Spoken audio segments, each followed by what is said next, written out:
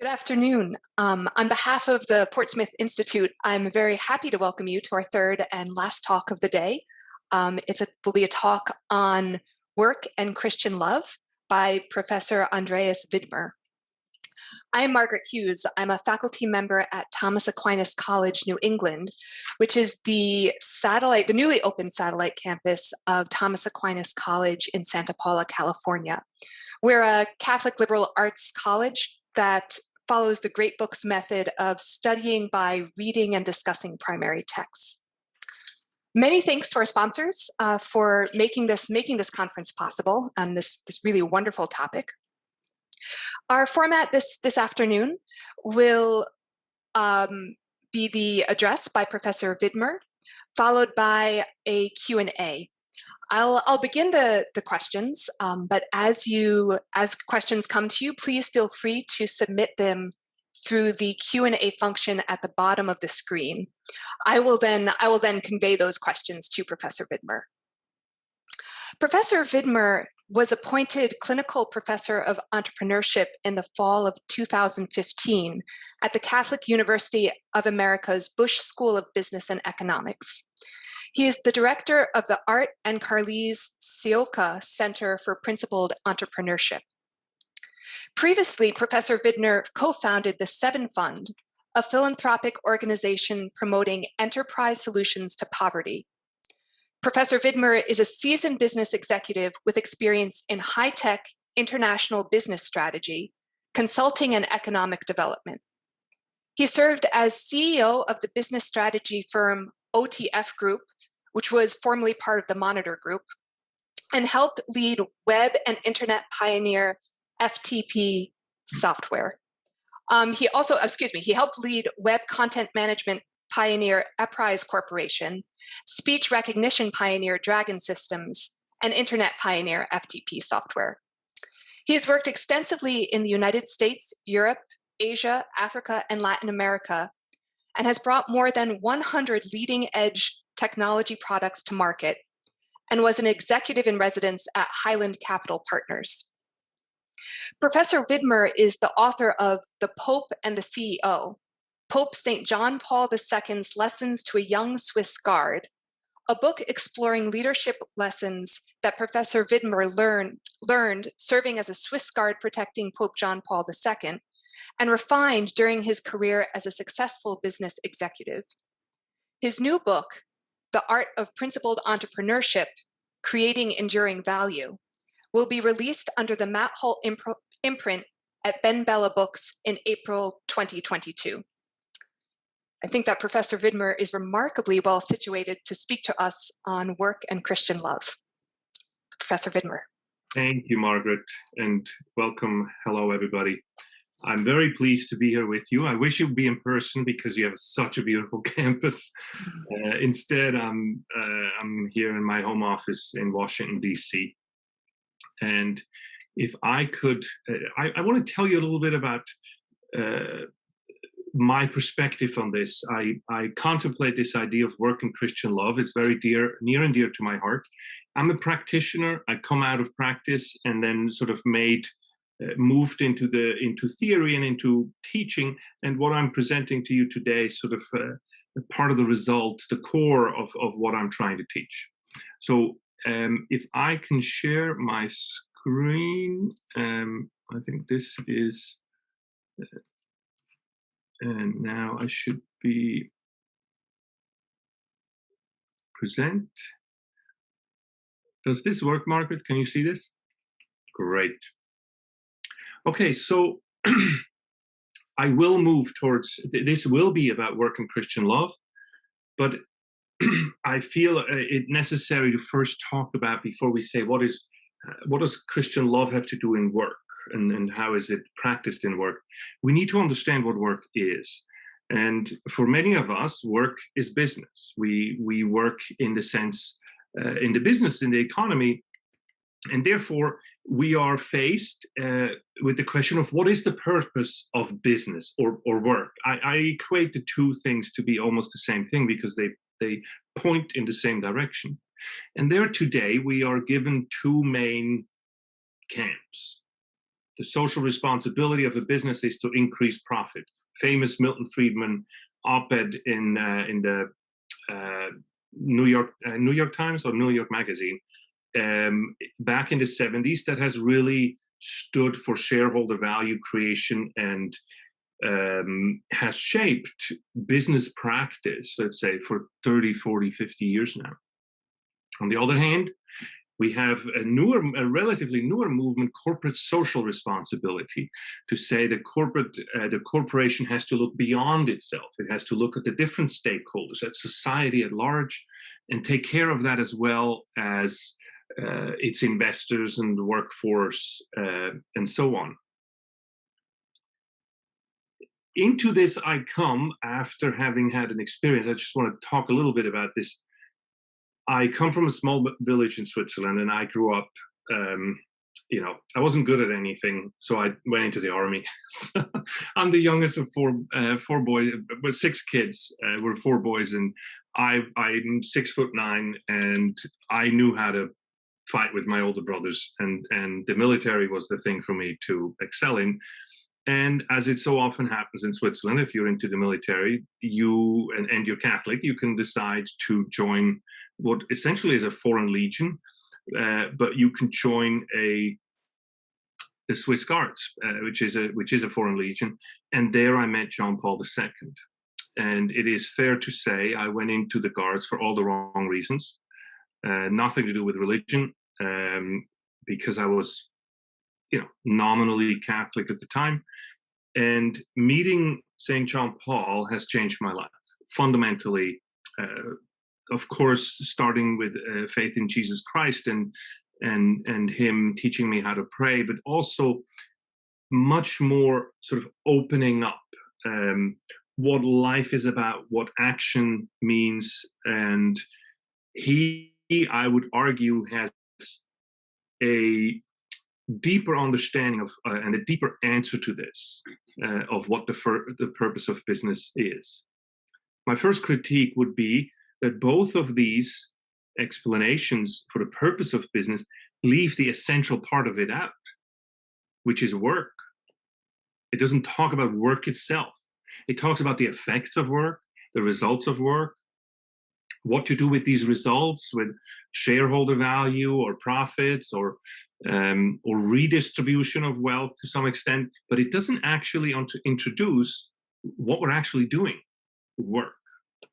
And that is where, through John Paul, I was introduced into his understanding of this, or his explanation of a Catholic understanding of it. And that is what I would like to share with you today, and then circle back to saying, how do you practice love at work? I remember how John Paul would explain and break open Genesis for us. And it's such a beautiful thing how he could talk about how God, the Trinity, gets together and basically says, "Hey, how about we create a universe?" and I could just imagine how this these 3 persons in the Trinity say, "Hey, I have an idea. We'll do this," and then they sort of bounce around this idea, and through their thinking, they through God's thinking, the world and speaking, the world came to exist. And the creativity, if you step back for a second, the creativity of the universe, and in particularly of our world, is just amazing. There's not a color, shape, or form that God didn't think of and experiment with, if you wish. All of this was made from nothing. Eventually, God had this idea of saying, now everything here is an object. I would like to have somebody like me on earth, a subject, somebody who can act, has free will. And so God made the first human being. And when God made the first human being, it goes into the mud, into the clay, and forms this human being, and said, and you see, this human being doesn't look anything like God. The way we receive that imprint, that likeness to God, is because God created all animals out of clay. But this animal, us, he endowed by breathing into us his spirit. And that made us like him. So we come to life and we look, and God says, hey, how are you? I'm God, and you're the first human being. And this person says, well, it's nice to meet you. And what's going on? And he says, I want to show you everything. I want to show you what I created. And so this is what we call the Garden of Eden. This first person stands there and goes, wow, this is amazing. And God says, yeah, look at all of this. And he said, who made it? Who made this? And God is like, me? And this person, the first act of adoration, this person is like, you are awesome. This is so cool. I've never seen anything like this. This is just incredible. And God says, well, thanks for the compliment. I sort of think it's pretty cool myself. And he says, why did you make it? And God says, for you. How can you make it for me? I mean, how can this be mine? And God says, well, it's your, in a sense, because you are like, you see, you're made like me. Like me, you will never die. Like me, you have a free will. Like me, you can actually act rather than be acted upon. I'll give you an example. And so God pointed out a furry little thing that was hopping by and said to this first human being, hey, what, you see that furry thing over there? Name it. Give it a name. And the person says, Bunny. And God says, I think that name will stick. And this is the first act from a human being to a thing or to an animal. And you see what happened right there is because we humans can act upon it, and even by a name, we make it ourselves. If you believe that that's not true, then make the experience to go to the animal shelter and go see the animals and then give one a name and see what happens. Namely, it becomes yours and you go home with it. God tasked this person to go around and name everything and go see this beautiful garden that God had created. And the funny thing is when this person came back and God was all excited, they're saying, do you like and everything? This person was actually sad. And when this person was sad, God said, what is going on? Why are you sad? And he said, this is all great stuff you create, but I'm alone. Everything here is an object, and I feel like I'm alone. And God says, of course I should have thought of this. I am the Trinity, I'm a unity, and I'm not lonely because there's, we are three in one, but you're alone, so let me fix it. And to fix it, what God did is not get more clay, but to actually put the person back into the original state and split the two apart. Took the clay and split the two apart and created a man and a woman out of it. And after they come back, God says, look, come here. Everything is like before. You're still like me. There's just one thing that has changed now. I am giving you the privilege to do the greatest privilege in my creativity, and that is you are now allowed and able to create other immortal souls like I did when I created you. But for that, you need to come back to the original form that I created you in. And as a man and a woman, you come together and you have the privilege to create like I did and to participate in my creativity. I will come into this union and we will call that marriage, and it will be the basis for you to give eternal life to new human beings. But that's not all. You can also separately or together go and we call this the stewardship mandate, to go out and actually continue my creation. You see, what I did is I sort of see this like God hid like these Easter eggs all over the place to say, hey, if you take the juice from this tree and the sap from that tree and put it together and make it, and paint it red and ingest it, maybe it'll take headaches away. You could call it Advil, and it will be a great thing. I think it would be popular for you to sell. And so God says that we will call work. You see, God gave us two critical ways. The part of marriage is such an important way of imitating God and participating in God's creativity that it is actually a sacrament because it defines our way of life. The work part is also a part of our. Let me see where I'm going with this. Is also a part. The work part of this is also a vocation, because when we work can actually be a path, a part of the path for our holiness, because when you understand this, and this whole story I just told you about John Paul explaining Genesis, this is how he explained the core of his theology of the body. If you understand this whole idea of what I just explained with our privilege to become co-creators with God in a human being, then you will understand out of that falls all the understanding of human sexuality. But I'm not here to talk about that. He talked extensively about that. I'm talking about this other part where collaborating with God and participating in God's creative act with material things is what we call work. And you see, the interesting thing is when there is a parallel there. When I was involved in the company that brought the internet to the PC, or who brought speech recognition to the industry.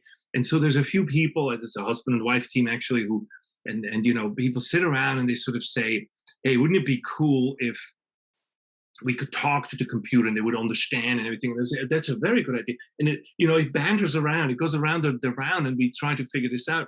And long before we start any work, this is the idea and everything. We say, is this good? And as a group, we agree. And then we create a resolution and we start to work. And now I can say, you probably have Siri on your phone, or you can use it on the computer. And it's this separate entity from what I had to do with. And it becomes its own thing. I'm not involved in that company since 2000, but it lives on. It's in a way something I helped create that becomes its own thing. Very much parallel to God's creation, where there is, in a sense, a bit of me in that because I helped participate in making this a reality. And in a sense, God allowed us, invited us into his creativity to create this, in a sense, out of nothing. Of course, this ultimately is what God does, but we can participate in this. And when we do this, did you see the parallel of us sitting together to figure out, hey, let's have an idea and do this, and the Trinity doing this? See, if we do this properly, our work becomes an imitation of God, and that is, of course, a path to holiness.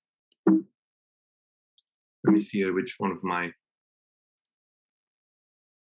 seem to be a little bit.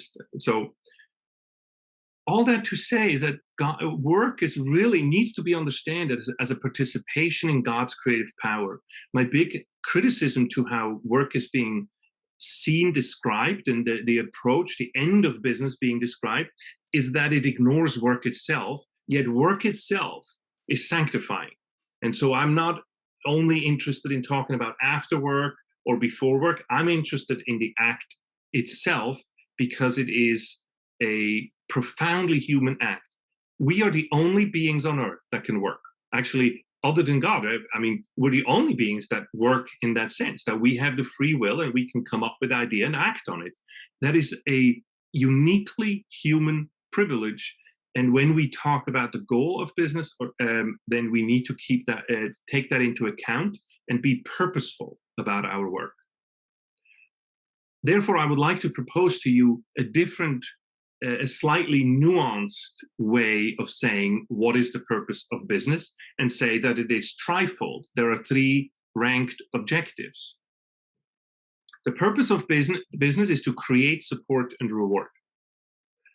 The top purpose of it is to imitate God and be creative. There is so much temptation in our community today to take shortcuts and not really work anymore. Just betting on my neighbor's failure, or just betting on some stock to go up, and sort of basically I would call that gambling, not working. I am looking for creative work that imitates God, that creates goods that are truly good, and provides services that truly serve. Because if your work isn't sanctifying, if your work isn't your path to holiness, then you're not making the first priority, the first objective into a reality, and that is to be creative, right? And you understand, in the sense that can happen at any level of any work. If I come and I clean up the room here, that can be a creative act. If I take care of my elderly parents, that can be a creative act. John Paul would call that a culture of life, is creating a culture of life. If that has this benefit that it is a path to holiness or a part of the path to holiness, then we owe it that we will support everybody else involved with us to that same end. It doesn't matter to me whether you also believe or whether you're also a Christian or a Catholic or you believe or not. If I work with you, my goal is to give you access to that same path that I'm on, which is the creative path of work, which is the path to holiness. I will not engage with you with something that takes you away from that path. And whether you're my customer, my worker, my employee or partner or my investor, we need to make sure that that our companies become, in that sense, supporters of flourishing, of human flourishing. Did you ever realize that God has never created anything that isn't profitable? There are even stones, even the earth itself spews out more. There's not a plant that hasn't plenty more seeds than it needs to survive. It's because of the principle of love that just overflows. You know, God's creation is like a pot of spaghetti being boiling, and you know how it boils over? That's creation. That's creativity. And if God creates like this, so should you. I have a real problem if it's not for charitable reasons to have a non-profit company. I just don't understand the concept. Why you would invest ingredients and everything and make something that isn't worth more afterwards, after you apply your genius to it, than before. Now, if you just take something and give it away, that's a charity. I'm not talking about that. But a company that says it's not profitable, to me, doesn't make any sense. We need to create a reward for the work that we create, for our creativity. And we are incarnate spirits, so therefore our reward has to be on the levels of our needs, which I propose, since work happens in the physical realm as well as the spiritual realm, we need to have profit. I believe that creativity is defined, business creativity, there's other creativity, but business creativity is defined as adding value, creating value for others profitably, is solving other people's problems profitably, in a sense. And therefore, the reward that is in this has to do with financial reward. You need to make a profit in a company, and you reward the people justly, those people involved in your undertaking. Now, all of this comes out of a value which has to do with God gives us a free will to decide what to do.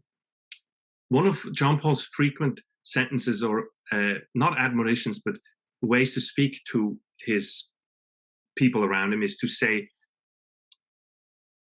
I cannot want for you, and you get to decide.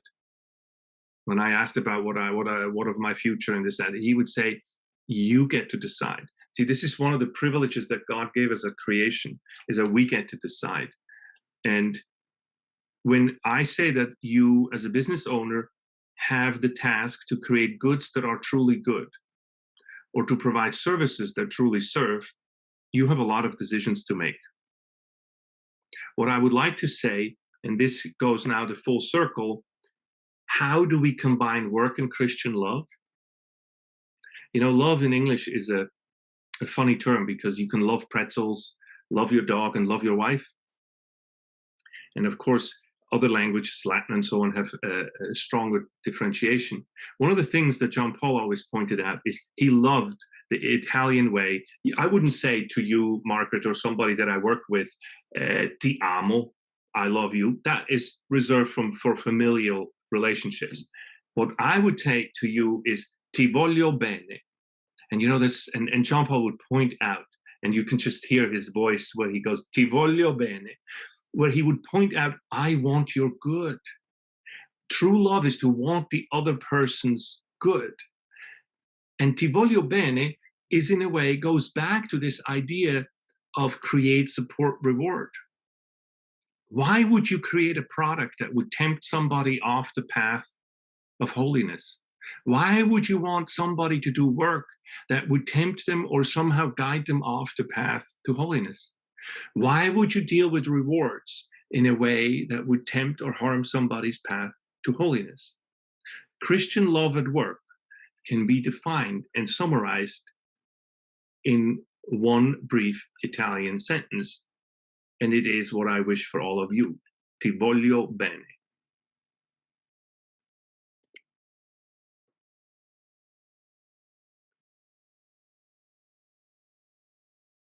Okay, let me stop sharing here. I have to say, I'm a little proud of myself that I did this in 25 minutes, because usually I get 70 minutes in the classroom to do this. Well, thank you so much, Andreas. That was really wonderful. I can see why 70 minutes would be much more satisfying. There's so much here to think about. One of the things that strikes me, just that especially your exposition of Genesis calls to mind, I think, one of the most perplexing most perplexing lines in Genesis, that on the seventh day God rested. And so it's hard to understand what it means to say that God both works and rests at the same time. Though it seems as though we have to say that because that's how human beings understand it. Human beings make a distinction between working and resting. Whereas with maybe God, it seems like there's not that same distinction.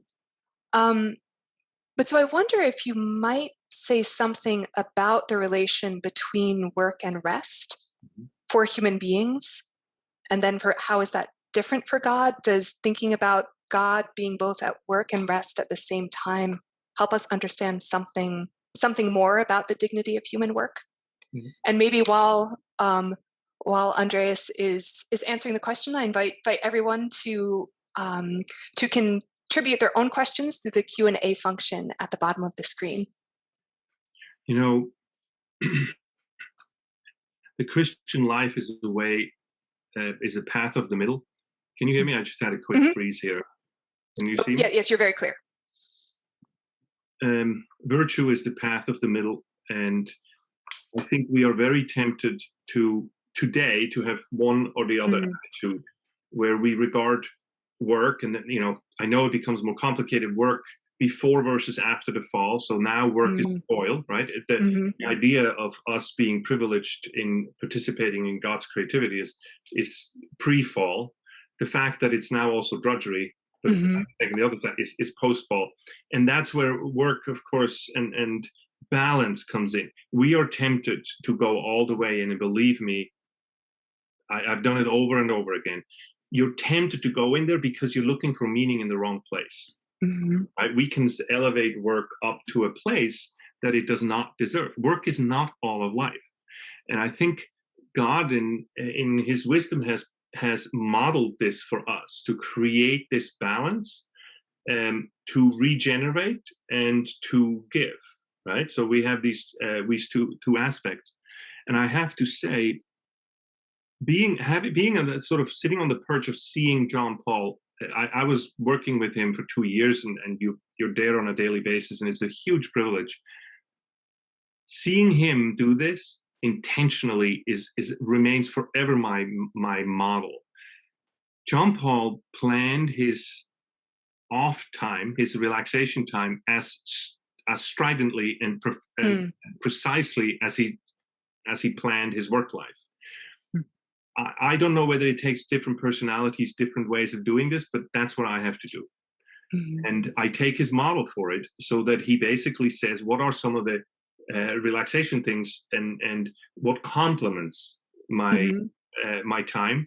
And so he would, early on, he would book his entertainment. There would be circus and poetry readings and singers and things coming into the Vatican, but then also that he would schedule time to go swim, to go hike, to go for walks, and to take this time for contemplation. Of course, he couldn't always do Sunday the way I'm doing Sunday, because he is a priest. But what he did is he had a free day. And on that free day, he was praising God and recharging from that. Mm-hmm.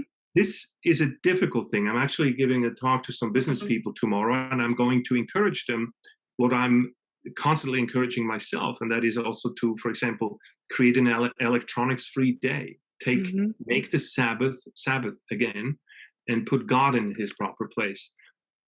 See, there's so many temptations when you're in work, and especially if you're successful in work, there's so many temptations to replace God as the center of your life, that I think we have to be very intentional Mm-hmm. to do this and keep this that way.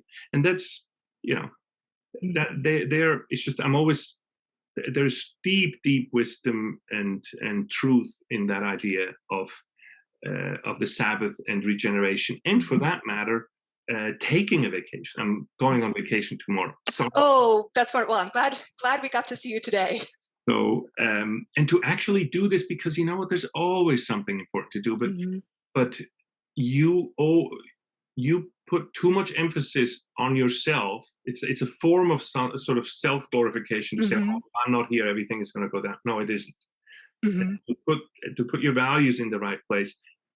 I want to emphasize, I do call work a part of our path to holiness. So it's not, work is not all of life, right? We have the universal vocation, primary, and then secondary vocation is our work life, and so we need to keep it in that order. Yes, because it seems to me often we can fall into the danger of understanding our work as a vocation, meaning vocations, taking vocation univocally, right? That we mean the same thing as, say, vocation to a religious life. But that the danger there, maybe even the danger in thinking about work as sanctifying our lives, is that we can start to understand ourselves as only as workers. Yes, it's important. I every class I teach, I try to talk to the students about the 3 levels of vocation and to not confuse them. I usually use a kind of a visual image of an old medieval town with all these, with a wall around it. And I say, you are here, you're in the beginning of life. Your goal is to get to this other life, because at the end of this town, on the other side is eternity in heaven. And you need to get there. In this little town here, that's your life. Now, so never forget the one thing, and don't do anything that jeopardizes this. Your goal is to report over here and behave in a way through this town that you get to heaven on the other end. That's the first thing to keep in mind. Anything that distracts from that, don't do it. Second is your primary vocation. I call that, I know it's silly, but this way they remember, choose a car, choose a vehicle. The vehicle of your life, the form of the form of the life that you live, a way of life, I guess the church would call it. If you have a religious life, then you get a car. If you're a priest, you get a truck. If you're single, you get a motorcycle, and if you choose marriage, you get a van, minivan. So choose one of the 4 cars. Now you haven't done anything yet, like in terms of work. So these all precedes work, right? And I say now in school would be a good time to think about these things, and to discern this. And then the secondary vocation is, which streets are you going to take? What do you do on a daily basis there? Take a left here, take a right. What path in there are you going to take? Which is your making a living, they call it, and you use it, but you want to make a life. But to go through this map, through this town that is your life, and to make your daily decisions with the work, and you plan your rest, and this sort of, the image works well for me to have with the students to say, plan for all of it as you traverse this city, because so many times students get so confused and focused on saying, what's my major, and then what's my internship and everything. And I'm saying easy. Let's keep the bigger picture and then go small and small. And it actually becomes easier, and you keep things relative. I love work. I love business. That's what I teach. But you got to stay relative and say, what's the most important thing? And this is why I'm sort of saying also in work, there's this tiered objectives. You create, you support, then you reward. Well, why don't we go to some of the questions from the audience? So so we pay people differently based on the value of their work. Oh, excuse me, I should begin a little bit earlier. So often we use work as a way of defining our self-worth, which is, I think what you're seeing. Students as they're selecting majors or planning their lives often look to work as a way of making themselves worthwhile, and kind of a way of earning their value. And so we pay, and for example, we pay people differently based on the value of their work. So how does your presentation, which sees this collaboration with creation, come into conflict with this, at least in Western culture? Very good question, whoever asked this. The church teaches that a right to work, Paul calls it an obligation. I think it's again the middle of those. And a living wage. The church calls for a living wage. What does a living wage mean? It means this. You're paying me in the first instance because I'm a human being. Because if you're hiring me and a donkey next to me, and the donkey pulls more than me, then you still pay me more. Why? Because I'm a human being. That's the first thing. So the living wage to begin with means that in the situation that we're in, you're paying me based on me being a human being. And a human being has a certain dignity. Well, it has dignity, and that needs to be fulfilled. So there is a difference. So to reduce my pay simply on my productivity or on my value creation in that sense is not fair. It's hiring me or not hiring me based on that. That's fair because I need to add value where I go and work. But within a company, there is a certain minimum.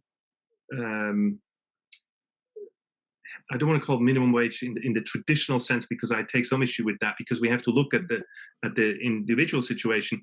But there has to be a living wage because I'm a human being. So that's a core teaching of Catholic social doctrine, and that needs to be applied. The trick here is then, as the person who creates a business, and by the way, I also want to say humans have a right to life. Businesses don't.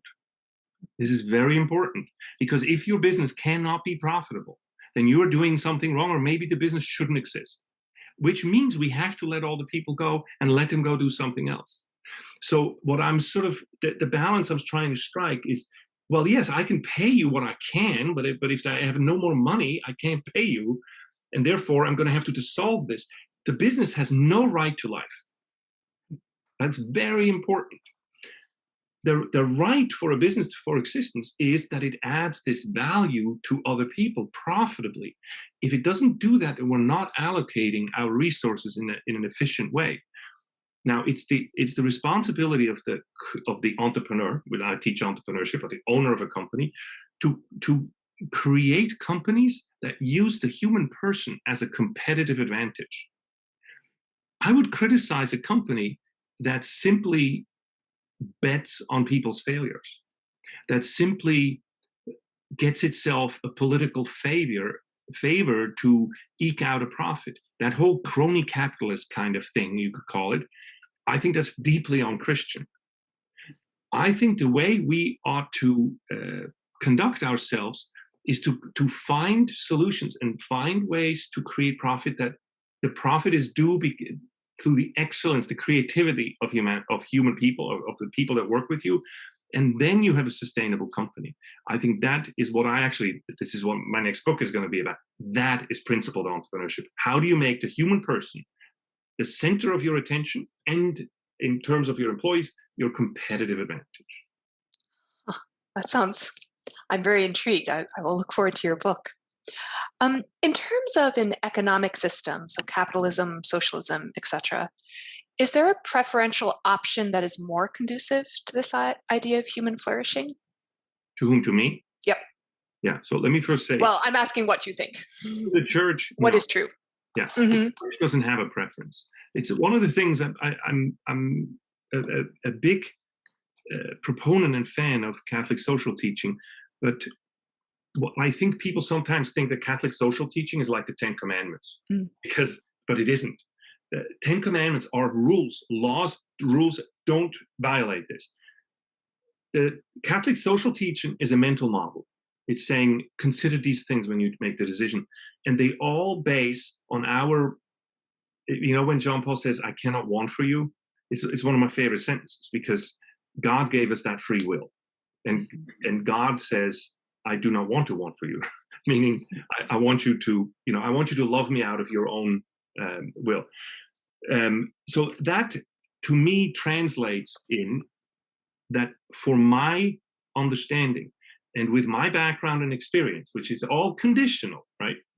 The free market economy, call it capitalist if you want to, but I don't like that because, Marx called it capitalism. I don't agree with Marx's characterization of this market. I call it what John Paul says. It depends what you call capitalism. A free market, competitive economy that does rule of law, fair competition, and fair access to information and all this, which is a very high bar and is never quite. It's like, we're never quite there. This is a path. We're never there. I think that allows humanity's greatest freedom for creativity, positive, like culture of life creativity. And that is what I would aspire to.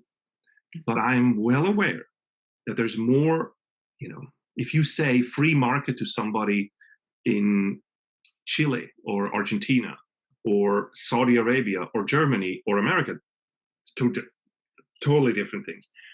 We tend to have these discussions at this meta level, and there's actually no meta level on this. There's only a micro level on it. And so it's much easier to talk about the specifics, also because none of us actually have any influence over controlling that big system, but we have all the influence of what we vote for with our dollars and what we do at work. And that is always my focus. John Paul has so inspired me about human action. Do you know our actions have significance in eternity? All of you watching this, you, Margaret, and me doing this, has an effect on eternity. Let's focus on that. Let's focus on this. That is a fearsome thing to think about. Maybe along these same lines, and coming to a very micro level, just thinking about this past year. During COVID, we came to value so many professions that we may not have valued as we did before. So, for example, grocery store workers, people who deliver packages. Do you think COVID may have expanded our awareness of work as an expression of love? That's a good one. I bet you it did. I think I wouldn't wish the COVID crisis on anybody. But as Pope Francis says, you're going to come out of it different, one way or the other. And what we can do is to, in a sense, make it beautiful, like to come out of this and have a change of heart and change our behavior. What I hope it does, and it goes a little bit back to the point before, my big encouragement is we do not understand the power that we have. We like to abdicate our responsibility and say, well, it's the system. And to say, well, they don't teach teachers as much because, it's the system. No, it's not the system. I'll tell you what, if we would all stand up and say, this is what we want, we get it. How many times a day do you vote with your dollars? We vote for the president once in 4 years. Anyone here has already voted with money today. You vote 100, 200 times per day with what coffee you buy, what products you buy, what you're championing, what you're donating to or not.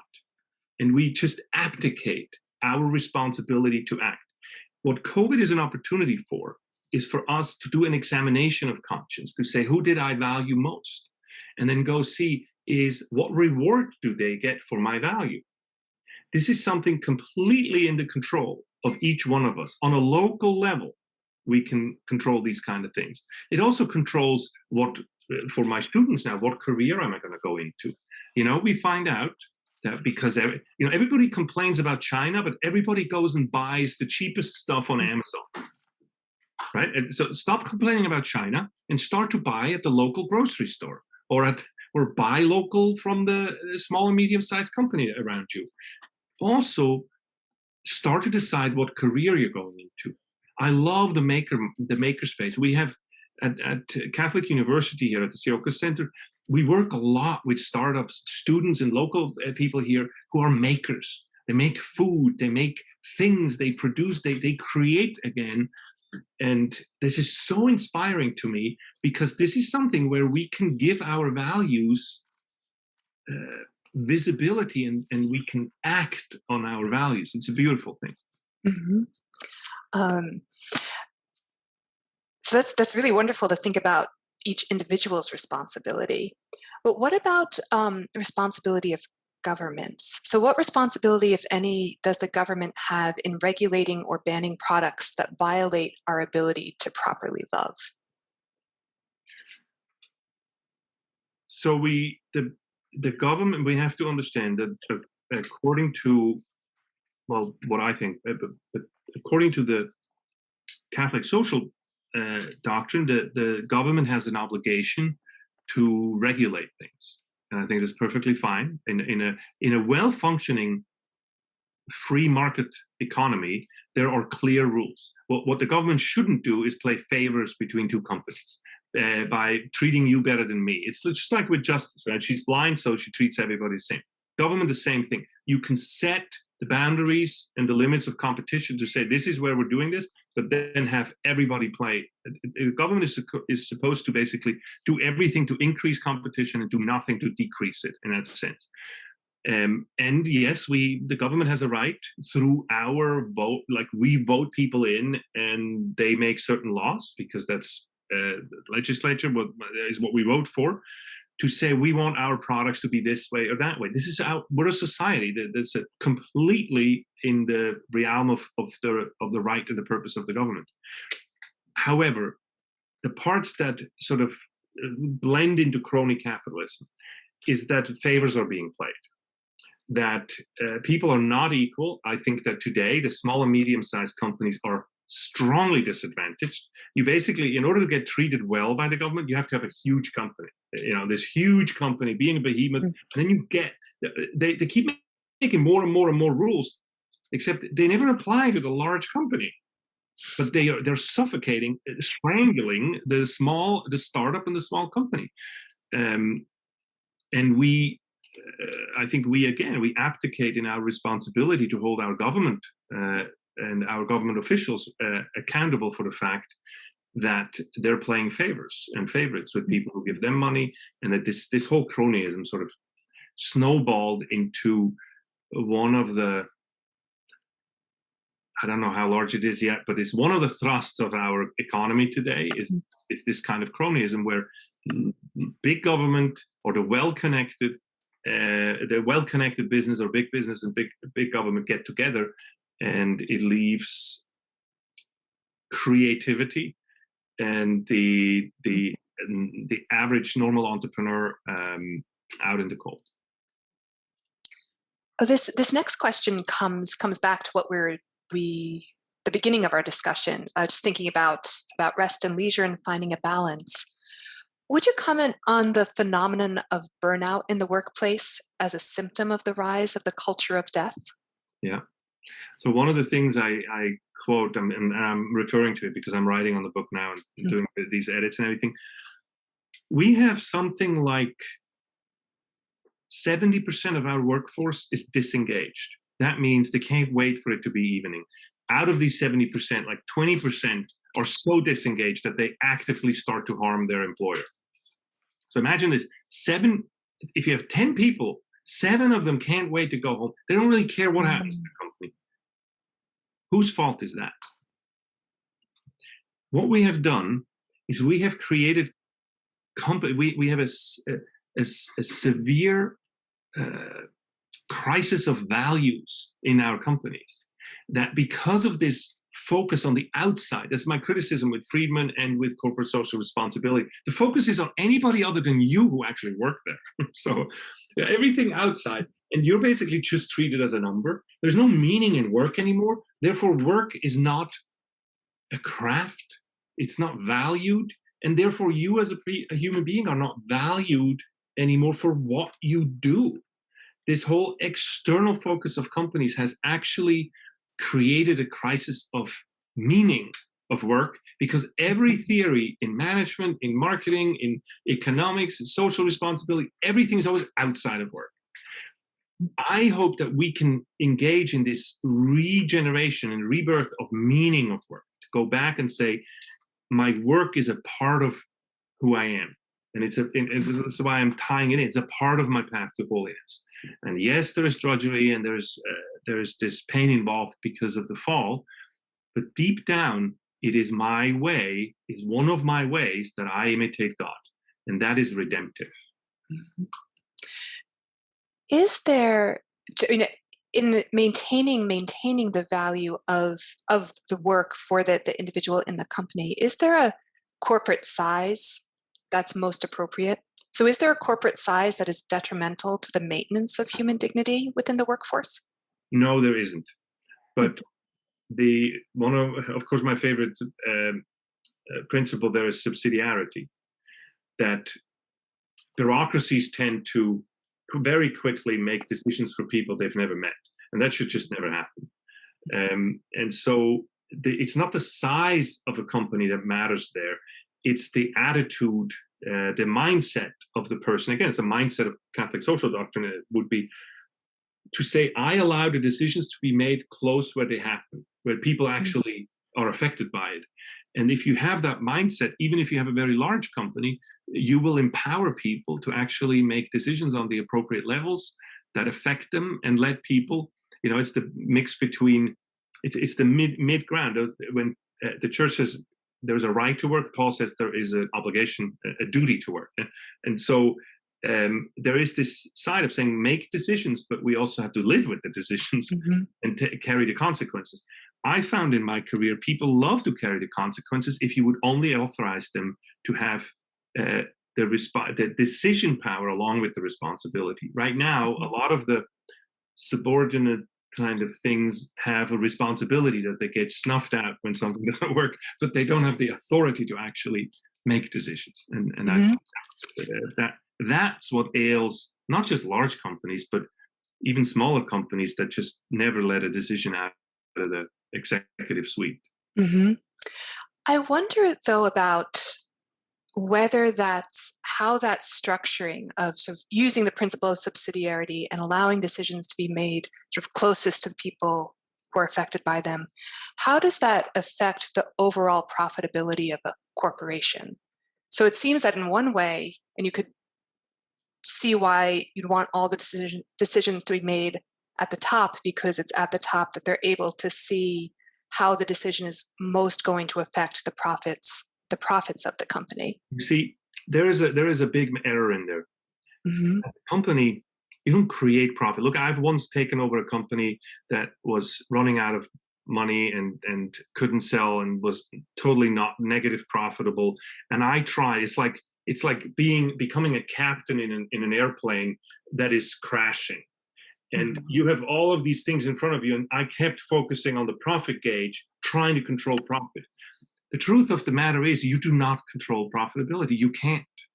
Profitability is the result of a system, and that system is a profit is in that sense happens when you create value for consumers, and value for consumers is created when you have people who use their ingenuity in a way to say, to go, the core business sentence is, how may I help you?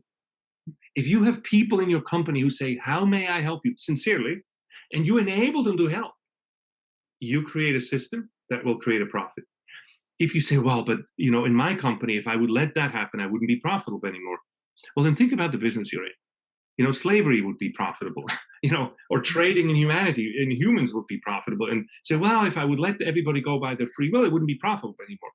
Remember, a company doesn't have a right to life. Create goods that are truly good. Provide services that truly serve. If you're not doing that, either change or make the business go out of existence. You have to get away from this attitude that every business has to survive, because not every business is appropriate anymore or effective anymore or possible without violating all the different aspects that need to be taken into consideration. So by profitable, do you mean something more than what can be measured in monetary value? So ultimately, so I want to focus on monetary value, and the monetary value is important because profit, people often see this the wrong way. If I create this and it costs me $1 to make, and I sell it to you and I say, it's a very nice pen here, right? Would you give me $2? It's lovely. Would you give me $2 for that? If you give me $2 for this and it costs me $1, the $1 extra you gave me for this, where is it coming from? People keep thinking that the economy is a zero-sum game, but it's not. The economy is akin to the loaves and fishes. If you give me $2 for this, which cost me only $1 to make, that dollar that you give me, the Federal Reserve theoretically has to print $1 because it is new money. There is, as long as we freely act with each other and sell and buy at these profits, it's like, the zero-sum game would be at a pizza, but our economy is a pizza shop. We make more and more. There is not a moment in a free market, there's not a moment with a fixed sum of money in it, because as soon as I add value and you are freely paying for it, new money, new money, new money, new money. This is why this whole idea of simple redistribution, we can talk about justice and all of that, but this simple redistribution is not reality, because what we should do is do business with the poor, and then the money creates, that it's like the loaves and the fishes. And from that perspective, that is what I like to regard profit in that way. Right now, profit is only seen as, I take this and I take it away. It's, again, the act of making a profit is being ignored and only affected, only once, now I have the dollar, what do I do? No. Go to the act. The act of it is, how may I help you? And it's valuable to you more than it costs me to make it. And then that's how I know it's good. And then I sell it, and then we can talk about the dollar that goes. You see, we have to go back closer to the action, to the act, to understand what we ought to do. Mm-hmm. Here's our next question. What have you found helps others to see work the way you do? So this is a very nuanced way of looking at work. So how do you help others understand it? What? Not easily.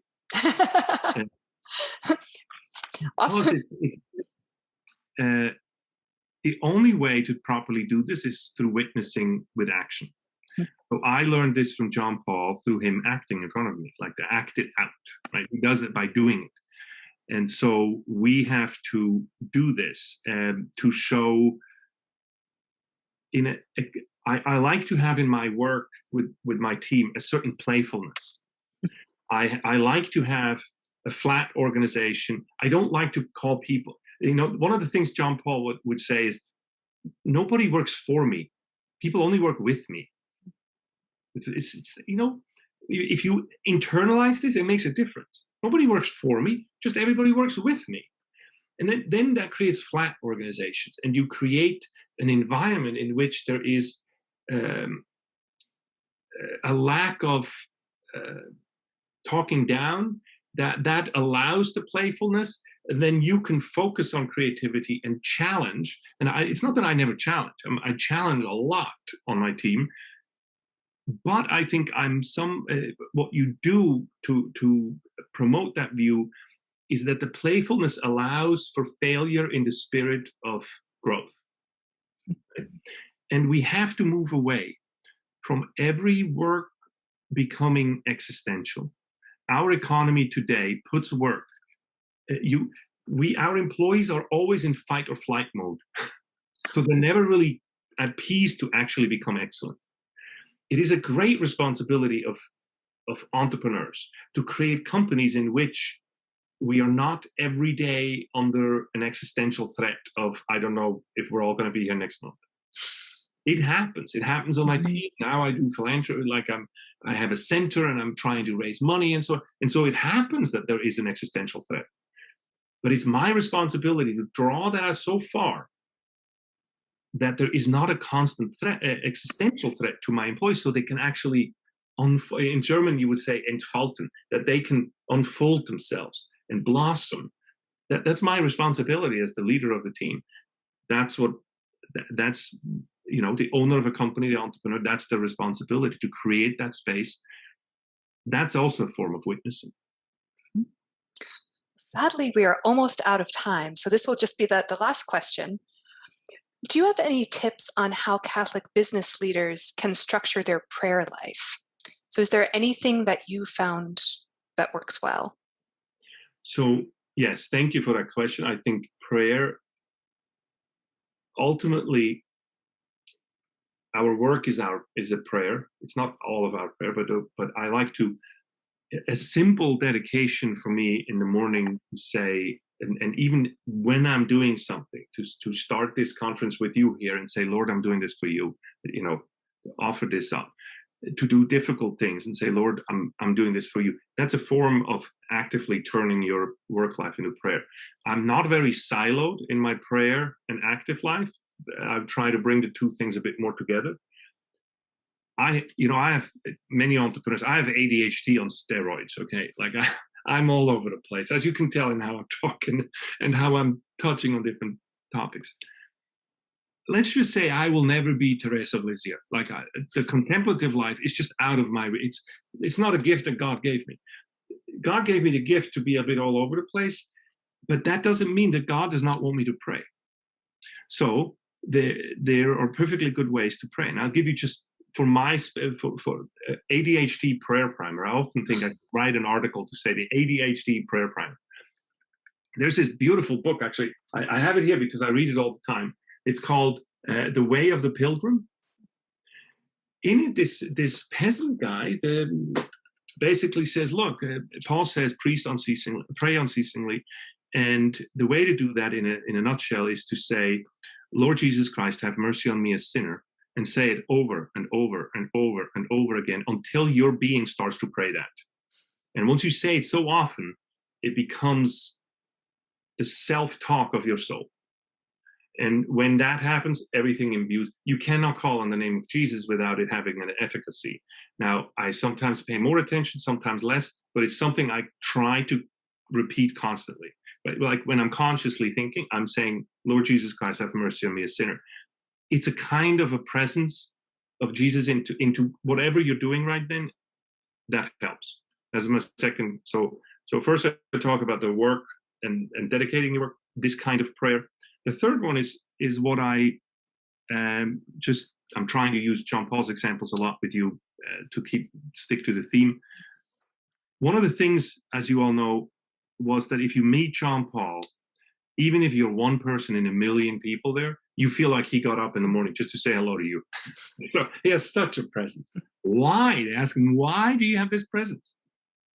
He says, before I have a meeting, before I meet somebody, before I go into a room, before I go meet all these people on a stage, I say, Lord, everyone here wouldn't live if you didn't love them.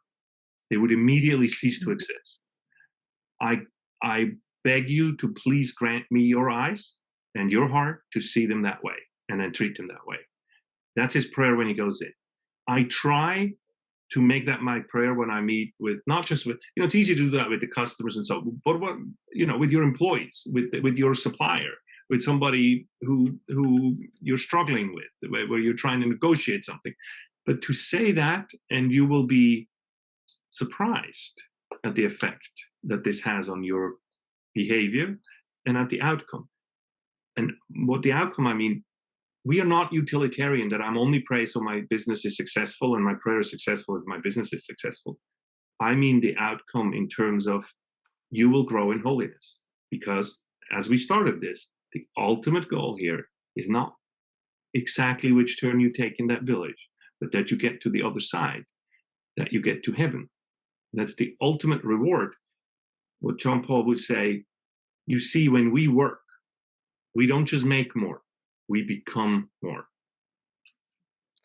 Well, what a beautiful way to end. Thank you so much, Andreas, for such a fruitful and creative talk on so very important a topic. And many thanks to all our participants for your participation and also for such thought-provoking questions. Our next talk will be tomorrow at 10 o'clock when Jason Baxter will speak on technology and Christian love. I hope that you will all be able to join us then. Thank you so much.